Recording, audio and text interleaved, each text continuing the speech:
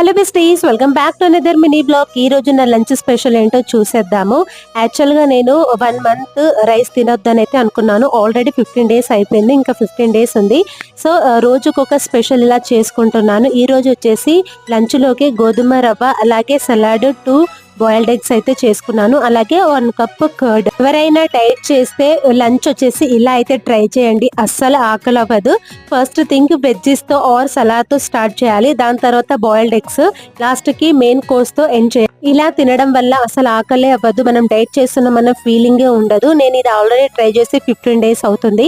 So నాకు కూడా అలానే అనిపించింది, అందుకే మీకు కూడా చెప్తున్నాను, మీరు కూడా ట్రై చేయండి. ఇంకా టేస్ట్ విషయానికి వస్తే టేస్ట్ మాత్రం అదిరిపోయింది. ఆవకాయ అలాగే కర్రీతో కలుపుకొని తింటే సూపర్గా ఉంది. అసలు రైస్ తినలేదనే ఫీలింగే లేదు.